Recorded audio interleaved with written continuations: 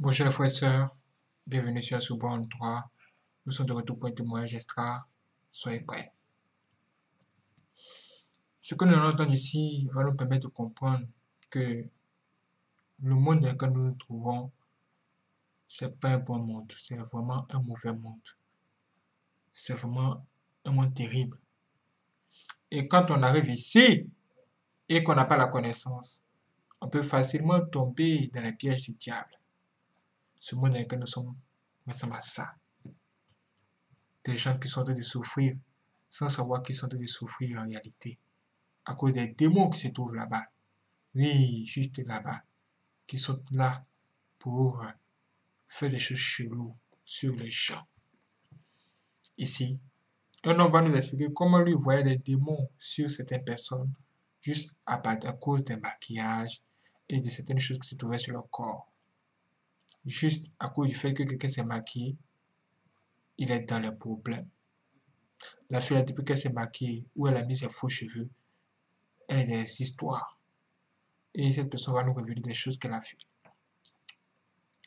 Et en plus de ça, elle va nous expliquer comment le diable voulait faire un pacte avec elle. Un pacte, juste comme ça. Genre, le diable vient vous voir pour vous dire, écoutez, lui, il n'a pas l'habitude de voir les gens, mais vous, il vient vous voir spécialement parce que il veut faire un deal avec vous. Même vous rendre grand dans ce monde. Faire en sorte que vous puissiez rencontrer de grandes personnalités de ce monde et que votre nom devienne grand. Ah! Face à un tel deal, que feriez-vous? Mes frères et sœurs, la route du diable, c'est l'enfer. Il n'y a pas un autre endroit. Mais le chemin difficile sur lequel nous sommes, où nous sommes même persécutés, c'est un chemin qui nous conduira tout droit au ciel, au paradis de Dieu. Nous ne devons pas nous laisser distraire par le diable et ses choses, ses belles voitures, ses belles maisons, beaucoup d'argent. Oui, parce que ce sont les éléments que le diable utilise pour nous tenter. Certains sont tombés, d'autres ont résisté. Mais mes frères et sœurs, j'aimerais bien vous dire là maintenant, continuez de résister. Continuez, n'abandonnez pas. Allez jusqu'au bout et même après, parce que la fin des choses vaut mieux que son commencement. Une grande récompense vous attend. Une grande récompense vous attend au ciel. C'est pas de la blague. Même le diable est au courant. Même le diable sait ça. Vous ne devez pas vous laisser faire. Ce témoignage va vous permettre de comprendre beaucoup de choses. Nous allons écouter pas à pas ce que cette personne a à nous dire sur ce qu'elle a vu. Et waouh, c'est prêt. Vous pouvez partager cette vidéo, vous abonner et laisser un j'aime dès que vous avez compris quelque chose qui vous a vraiment impressionné. C'est parti. Après mon enlèvement en enfer et au paradis, j'ai fait un voyage missionnaire au Chili et quand j'y suis arrivé, j'ai été invité à exercer mon ministère dans plusieurs églises. Grâce au Seigneur Jésus, j'avais reçu des dons et mon autorité spirituelle a augmenté à partir du moment où mon intimité avec le Saint-Esprit a grandi. J'ai commencé à prier plusieurs fois par jour parce que je voulais sentir la présence de Dieu dans ma vie. Wow. Plus je priais, plus je ressentais de la joie, de la paix et de la satisfaction, tandis que je me sanctifiais de plus en plus et l'onction coulait plus fortement dans ma vie. J'avais tellement d'autorité que lorsque j'exerçais mon ministère les gens pleuraient dans les églises. Pendant le culte la plupart des membres des églises ont sombré dans des manifestations démoniaques. Dans les églises j'ai vu des démons de formes diverses, et également des anges travaillant dans les églises. Je pouvais observer avec mes yeux spirituels que les possessions démoniaques chez le peuple n'étaient pas partout dans le corps, mais plutôt dans des diverses locations et parties du corps. En fait, j'ai vu des personnes possédées seulement dans certaines parties de leur corps. Cela arrive vraiment si vous n'avez pas complètement abandonné votre vie à Christ. Il y a des gens qui ne se sont pas encore convertis dans leur parure de cheveux. J'ai vu des démons épinglés dans les cheveux de femmes évangéliques. Les femmes qui ne se sont pas repenties de l'embellissement d'ongles. J'ai vu les démons entrer dans leurs doigts. Dans un service de délivrance, j'ai expulsé un démon mais il n'est pas parti. J'ai réalisé que les démons n'étaient pas à l'intérieur du corps de la femme, mais plutôt sur ses mains à cause de vernis sur ses onglets, puis je lui ai expulsé. Une autre femme avait le démon dans ses pieds car elle avait peint les ongles de ses orteils. En conséquence les démons habitaient ses pieds. Dans les églises évangéliques alors que mes yeux spirituels étaient ouverts, J'étais confronté au problème de femmes évangéliques maquillées. En effet, j'ai vu des démons attachés à leur visage à cause de poudre et des rouges à lèvres. À ce moment, j'ai réalisé que ceci étaient des possessions partielles. Ces possessions sont causées par des démons de 3 à 5 cm de long. Ils n'occupaient qu'une partie de leur corps. Je me souviens avoir expulsé un mini-démon qui se trouvait à l'intérieur de l'estomac d'un frère. C'est ce démon qui causait la douleur et les saignements. Les médecins ne pouvaient pas localiser la maladie, car c'était un démon qui s'était logé dans son estomac et qui avait été expulsé par la puissance de Dieu. Quand je parle de ces choses, les pasteurs me disent, c'est de la folie, imaginez des diables possédant la chevelure d'une personne à cause d'une encre. Ils ne croient pas, Satan a aveuglé leurs yeux spirituels, selon 2 Corinthiens 4, 3 et 4, mais si notre évangile est caché, il est caché pour ceux qui sont perdus, en qui le Dieu de ce monde a aveuglé les esprits de ceux qui ne croient pas, de peur que la lumière de l'évangile glorieux de Christ, qui est l'image de Dieu, ne les illumine. J'ai le don de la vision et je vois le monde spirituel. Ce don est spécial, à vrai dire, j'ai dû payer le prix dans le jeûne et prière, et j'ai la conviction que ce que je vois est réel. J'ai vu des ivrognes, des toxicomanes et des homosexuels entrer dans les églises avec des démons sans pour autant être libérés par les pasteurs. Je pouvais voir des démons coincés dans le dos de ces gens leur imposant un lourd fardeau. C'est la preuve que ces pasteurs n'avaient aucune autorité spirituelle sur des démons car les membres viennent à l'église et rentrent avec le démon dans leur corps. Une église déchue sans puissance ne peut jamais délivrer les prisonniers et les captifs ni soulager les opprimés. Les personnes qui étaient dans le ministère et les églises de l'évangile du Christ où je suis pasteur ont été libérées et touchées par la puissance de Jésus. Les démons ont senti le poids de la main de Dieu lorsque ces personnes ont été libérées. Ces mêmes personnes se plaignaient d'être allées dans plusieurs églises et n'ont toujours pas été libérées. Si la parole de Dieu libère, pourquoi ne fonctionne-t-elle pas dans diverses dénominations et églises ici aux États-Unis? Qu'est-ce qui ne va pas avec les frères qui se rassemblent dans ces ministères? Je ne me magnifie pas, car je ne suis qu'un serviteur. Ce n'est pas moi qui suis un grand homme de Dieu. Ce sont les églises qui se sont abaissées sur le plan spirituel. Je ne fais que ce que la Bible a commandé de faire. Si dans votre ville vous n'avez pas d'église approuvée par Dieu qui est l'autorité de Jésus pour vous libérer, vous devez faire votre part, prier, libérer rapidement et vous sanctifier. Un jour, Monsieur Villanconnet, qui était mon surveillant administratif, pendant le culte à ma grande surprise il est tombé dans des manifestations démoniaques. Après lui avoir enlevé les démons, je lui ai demandé, comment un prélat distingué comme vous peut-il enseigner la théologie dans diverses églises et tomber dans les manifestations démoniaques? Il me dit, je fais de la politique. J'ai participé au mensonge de mon candidat. En tant que son conseiller j'ai fait beaucoup de propagande mensongère. Il a donc remporté les élections en conséquence. Pour cela, il a fallu mentir. J'ai promis beaucoup en son nom, tout pour l'argent. Je me suis impliqué dans des scandales, le blanchiment d'argent. Personne ne l'a jamais découvert, jamais divulgué dans la presse. La politique est mauvaise, et peut vous détourner des buts de Dieu. C'est beaucoup d'argent. Je suis le porte-parole de nombreux hommes politiques. J'ai soutenu leur vie en menant une vie de mensonge et de fabrication. À un certain moment j'ai senti que le Saint-Esprit était ému et il était loin de moi, mais un mauvais esprit a pris possession de moi. Aujourd'hui je me sens plus léger. Je vais me détourner de la politique et abandonner tout ce qui ne plaît pas à Dieu. Et à partir de maintenant je me réconcilie avec Dieu même si je me considère chrétien. Après avoir vu ce que l'évêque a vécu lors de cette délivrance, beaucoup sont retournés vers Jésus. J'ai commencé à aller dans plusieurs églises, j'ai pris le micro, commencé à prier et beaucoup d'évangélistes sont tombés dans des manifestations avec des démons. Toutes ces églises avaient honte de la survenue de ces événements. Plus tard j'ai rejeté plusieurs invitations pour ne pas gêner les frères et le pasteur, jusqu'au jour où le Saint-Esprit m'a chargé. Il s'est passé quelque chose de surnaturel, je n'avais jamais rien vu d'aussi extraordinaire. Ma vision spirituelle s'était ouverte. Et j'ai vu un homme, son corps brillait comme le soleil, je ne pouvais pas fixer mes yeux, car la lueur couvrait mes yeux. J'avais l'impression que si j'insistais pour regarder cet homme je serais aveugle, mes yeux de chair ne pouvaient supporter autant de gloire, bien qu'il abaissât cette luminosité de son corps. Je l'ai regardé directement, cependant je ne pouvais pas voir son visage. Je pouvais voir son visage briller et le contour de son corps avec un buisson blanc qui brillait. Je savais que cet homme était le Saint-Esprit. Il me dit, vous devez aller aux églises, les gens doivent ouvrir leurs yeux spirituels comme je les ai ouverts pour vous. Ils ont besoin de voir où ils se trompent. Quelqu'un doit montrer à ces gens qu'ils ont besoin de réparer leur vie et vous êtes la meilleure personne pour prouver qu'ils ont besoin d'une vraie rencontre avec moi. Ils pensent être sauvés. Mais ils ne le sont pas, ils sont possédés. Ils doivent emprunter le chemin de la vérité. Après ces révélations, je me suis dit, il est impossible que ces personnes soient sauvées si elles sont possédées. Je ne suis pas allé à cause de mon entêtement. De nouveau, le Saint-Esprit me dit, tu penses que tu as honte de ce peuple. Je vous le dis, hommes, toutes les églises où vous avez placé vos pieds ont eu des résultats de repentance et de délivrance. Ceux qui ont été délivrés de possession démoniaque sont en train de réparer leur vie. Après l'avertissement du Saint-Esprit, j'ai de nouveau rejeté l'invitation à exercer le ministère dans une église. Le lendemain, j'étais cloué au lit avec des douleurs au corps. Un être maléfique m'est apparu à l'aube et se mit à rigoler. J'ai demandé, « Qui es-tu » Ma femme Akemia était endormie et n'a pas entendu. Cet être me dit, « Je suis Satan, je vais te capturer. » J'ai demandé, « Qu'est-ce que vous voulez de moi ?» Il me dit, « Je vais vous arrêter, je déteste votre ministère de délivrance, j'ai perdu beaucoup de croyants à cause de vous.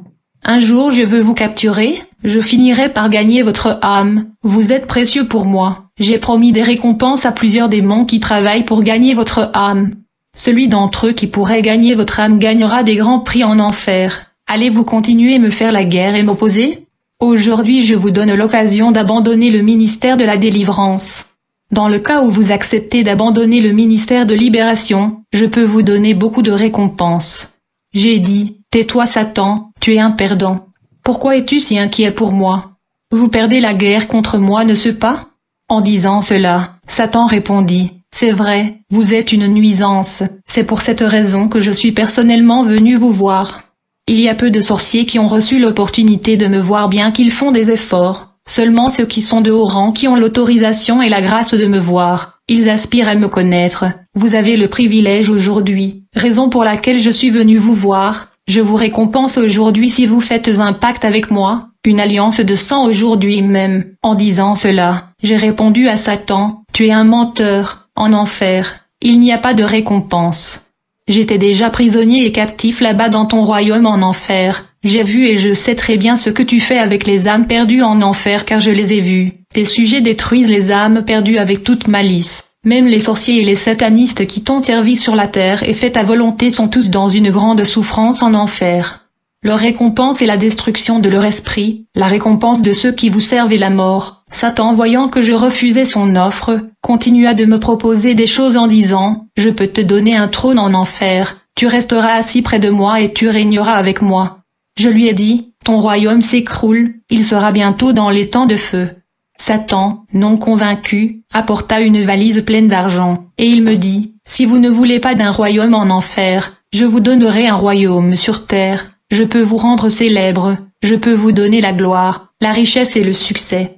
Vous n'êtes pas obligé de cesser d'être chrétien, vous pouvez continuer d'être chrétien et prêcher la Bible. Je vous demande juste de faire un pacte de sang avec moi et je vous donnerai ce sac de $. Je ferai de vous le prédicateur le plus célèbre en Amérique. Voyez comment votre vue est pour le moment. Vous n'êtes reconnu par personne. Bien que vous ayez beaucoup de dons spirituels et des capacités, vous ne valez rien. Mais avec mes offres vous pouvez aller au-delà. Vous aurez les meilleures demeures.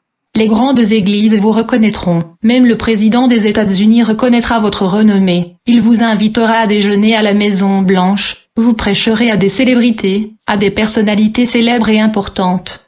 Je ne vous demande qu'une chose, ne travaillez plus dans le domaine de libération et de délivrance, enseignez simplement la parole, ne priez pas avec ferveur, substituez la prière à la théologie. Après ce pacte, vous gagnerez beaucoup d'argent. Vous vous repentirez plus tard et demanderez pardon à votre Dieu qui est miséricordieux tout en restant sauvé. Quels avantages! C'est une merveille. J'ai dit au diable, va-t'en Satan. Il me dit, vous avez donc rejeté mes offres? Vous avez fait votre choix. Et vous préférez donc vivre une vie pauvre et médiocre, au service d'un Dieu qui est heureux que son peuple vive dans la misère. À partir d'aujourd'hui, vous ne serez plus en paix dans votre vie. La guerre est déclarée, et je vous informe que je gagne déjà cette guerre. J'ai dit à Satan, vous bluffez. Satan me répondit, alors pourquoi t'es-tu abstenu d'exercer le ministère dans les églises?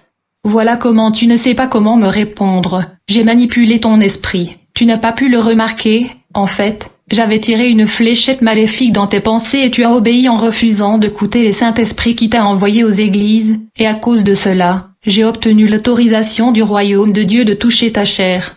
Raison pour laquelle tu es malade accroupi au lit. Tu dois savoir que j'attends ton grand échec pour prendre ton âme et t'amener en enfer. J'ai levé la voix et j'ai dit très haut à Satan, le sang de Jésus te réprimande. Du coup le diable a disparu sous la forme d'une fumée noire. Ma femme s'est réveillée et a demandé, est-ce que tout va bien? J'ai dit, j'ai eu une confrontation spirituelle ce soir, je peux dormir maintenant.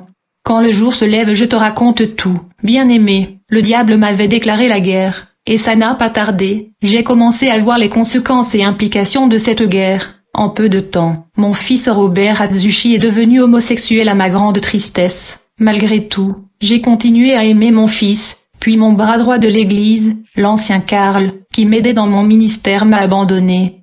Il est allé dans une autre église et a commencé à me persécuter verbalement, attaquant mon ministère. Plus tard, j'ai perdu ma maison. Un camion en fuite a percuté ma maison et a tué mon fils David Atsushi. Après le funérail et l'enterrement de mon fils David, ma femme m'a quitté. Notre fils David était décédé à la suite de l'accident de camion qui avait percuté notre maison. C'était mon plus jeune fils.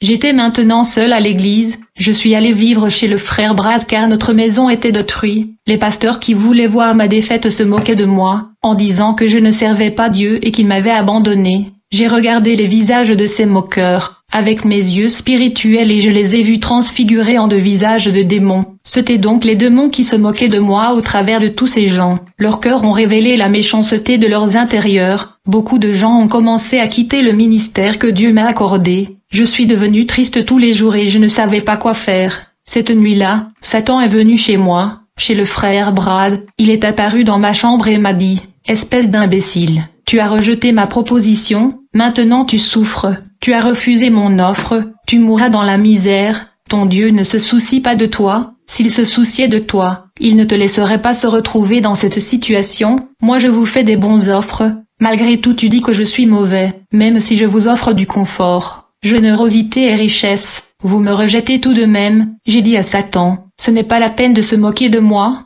je préfère mourir que de faire alliance avec vous. Satan me dit, j'ai touché ce que vous aimez le plus, j'ai tué votre fils David par cet accident, j'ai convaincu votre femme de vous quitter, vous êtes maintenant seul et abandonné, j'ai obligé ces conducteurs à détruire votre maison, j'ai rendu votre fils Robert homosexuel, vous m'avez lancé un défi, maintenant, vous allez en subir les conséquences. Je suis le Dieu de ce monde, cette terre est mon royaume, voici mon royaume, tout le monde sur cette terre fait ma volonté, j'envoie la disgrâce à qui je veux et je donne des bénéfices et pouvoirs à qui je veux, ce monde a été livré entre mes mains, étant donné que vous faites partie de ce monde qui m'appartient, vous êtes par conséquent sur mon territoire, vous devez obéir à ce que le roi a établi comme loi. J'ai dit au diable, très bien Satan, tu viens de me déclarer la guerre, mais sache que tu peux contrôler ce monde, mais pas ma vie. Voyons qui d'autre peut, mon Dieu ou toi, si tu es plus fort, tu peux prendre ma vie, mais mon Dieu est plus fort et tu ne peux donc prendre mon âme. Du coup Satan a fait apparaître un écran spirituel dans ma chambre. Sur cet écran, il m'a montré une partie de l'enfer, puis il m'a montré mon fils David souffrant dans le flamme de l'enfer. Satan se mit à rigoler de façon sarcastique. À ce moment-là, je me suis agenouillée puis j'ai dit, « Seigneur, est-ce vrai que mon fils est en enfer ?» Le Saint-Esprit m'a révélé de ne pas m'inquiéter pour ceux qui sont morts, mais plutôt prendre la peine de chercher Jésus. Malgré tout, mon angoisse ne m'avait pas quitté, tout était déroutant pour moi. Une fois encore, Satan a pu injecter une goutte de son venin en moi, me laissant dans le doute. Je me suis plaint à Dieu, j'ai commis un péché en questionnant le Seigneur. En plus de cela, j'avais eu honte d'avoir rejeté le commandement du Saint-Esprit de servir dans les églises qui m'y invitaient. J'ai commencé à fuir Dieu à cause de ce péché. J'ai arrêté de prier. J'ai donné la direction de l'église au missionnaire Frank. À cause de mon attitude, j'ai perdu le don de la vision spirituelle, symbolisant mon aveuglement. Je ne pouvais plus voir le monde spirituel. Une voile était mise entre moi et le monde spirituel. De plus, je n'ai plus ressenti la présence du Saint-Esprit comme auparavant, mais je ne pouvais pas accepter cette condition spirituelle d'aveuglement sans le don de vision. Je me suis repenti de mes erreurs. J'ai aussi demandé pardon à Dieu pour ne pas obéir à l'ordre de servir dans les églises. J'ai prié pour le retour de ma femme et pour la conversion de mon fils Robert. Plus tard, j'étais de nouveau malade. J'étais hospitalisée, alors que j'étais à l'hôpital. La maladie était toujours en moi. C'est alors que j'ai décidé de retourner à ma position pastorale même si j'étais malade. Et alors que j'étais malade, j'ai reçu une invitation à exercer le ministère dans une église, et même si j'étais malade, j'y suis allé quand même, tout pour plaire à Dieu.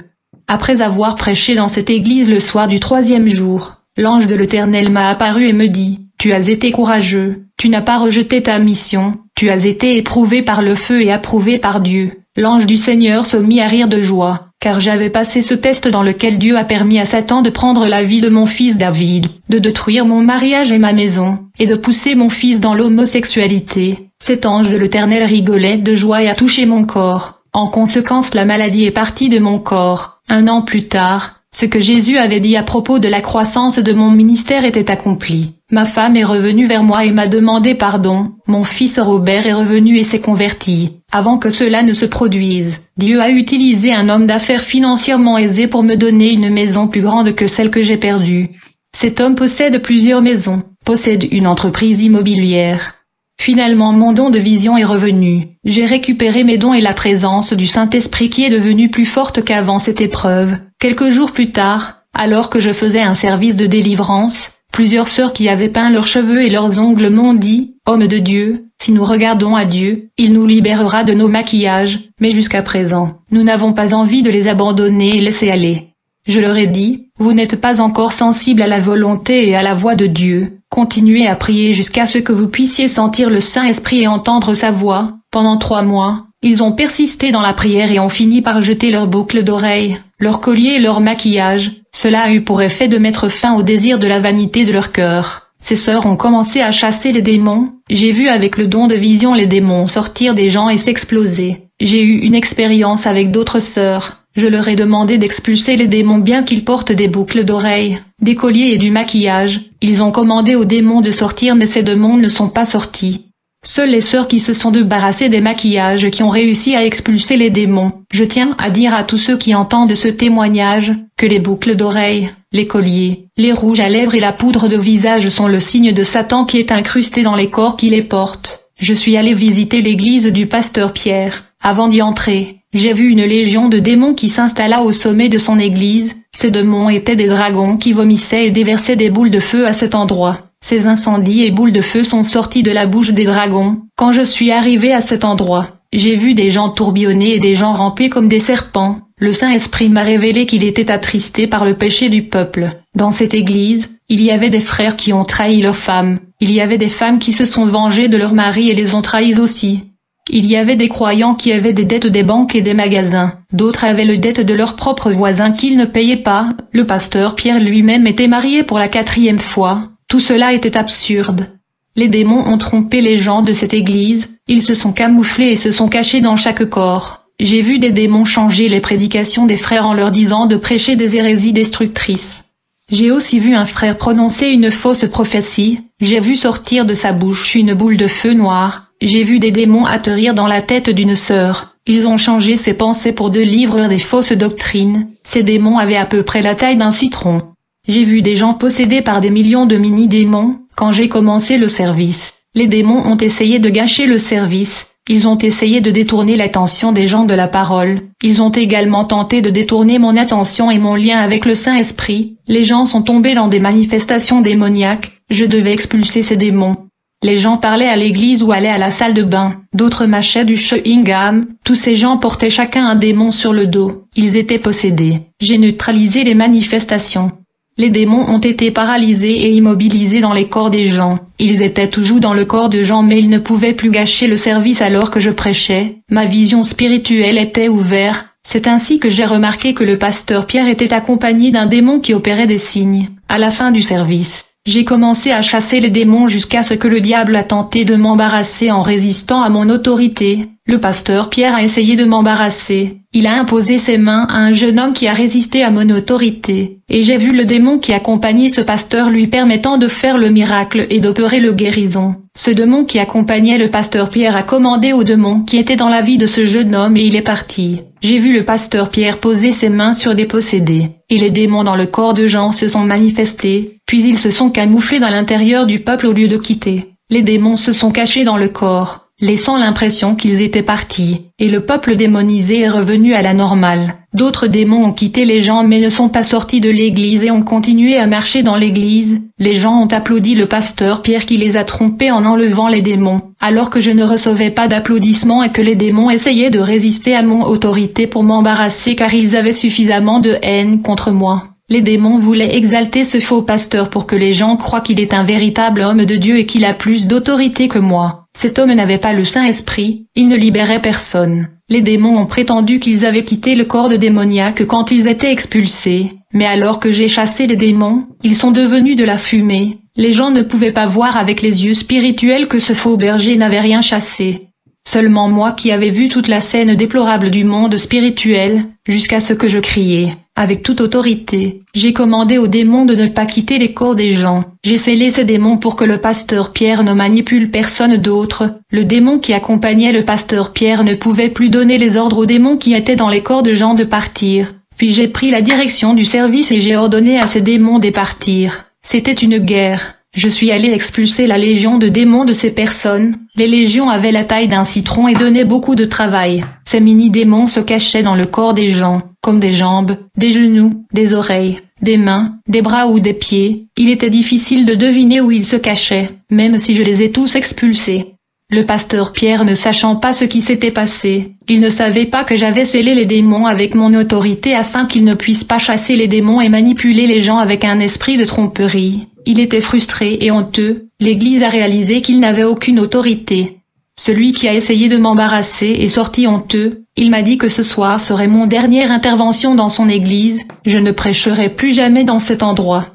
À la fin du combat spirituel de cette nuit-là, les gens pleuraient de soulagement, mon corps était fatigué parce que toute mon énergie était dépensée avec cette guerre. Quand je suis entré chez moi, tous les démons que j'avais expulsés dehors sont apparus autour de mon lit essayant de m'intimider. J'étais calme, je me suis plié à genoux et expulsé tous ces esprits hors de ma chambre. Quelque temps après, j'ai appris que le pasteur Pierre était hospitalisé. Je suis allé faire une visite et une prière pour lui. À l'hôpital, il a confessé à Jésus ses pratiques. Il s'est repenti de toutes ses duperies. Puis il est mort. Dans une vision, j'ai vu un ange descendre, rassembler son âme et se diriger vers le ciel. Le travail que Dieu avait à accomplir dans sa vie n'était pas accompli. Seul le salut de son âme était accompli.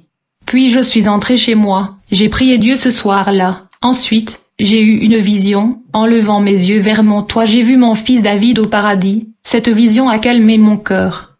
Le Saint-Esprit me dit, « Je verserai une grande onction sur votre vie. Vous ne serez plus jamais pareil. » Lorsque cette onction tombera, beaucoup voudront être comme vous. Vous serez le miroir de beaucoup. Ma foi a augmenté. J'ai réalisé que je ne suis pas seul. Dieu est avec moi. Après avoir subi les attaques des démons, mon petit ministère a commencé à se remplir de monde. Notre désir, non seulement le mien, mais de chaque église, est de rechercher Dieu chaque jour jusqu'à ce qu'il vienne chercher son épouse et nous emmène avec lui.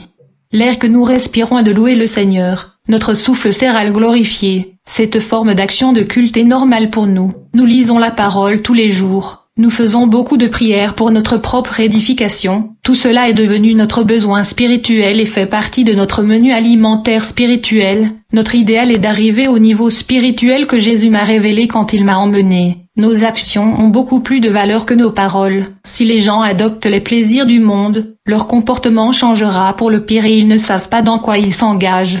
Après que mes yeux spirituels se soient ouverts, je n'ai pas cessé de chercher Jésus. Le prix que j'ai payé était de ne jamais regarder ce qui ne plaisait pas à Dieu, de ne pas lire des magazines, des journaux, de la télévision ou des contenus banals des médias et des faux prophètes. Mes yeux n'aiment pas les plaisirs de la chair. Il est de notre devoir de maintenir la tradition du vrai chrétien. Ne changez pas ce que dit la Bible, défendez la vérité jusqu'au bout. Jésus a dit que ce ne serait que quelques années avant de me ramener à la maison au ciel, car tous les autres sont attachés au monde et ne paient pas le prix de la prière et de la sanctification.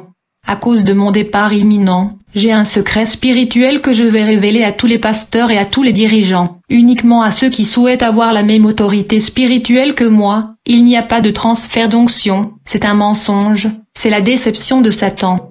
L'onction ne peut pas être passée, il est vaincu par vos mérites devant Dieu. Si c'était le cas, j'aurais donné toute mon autorité aux membres de mon ministère, car je partirai bientôt. Pour avoir une autorité, il y a un prix à payer.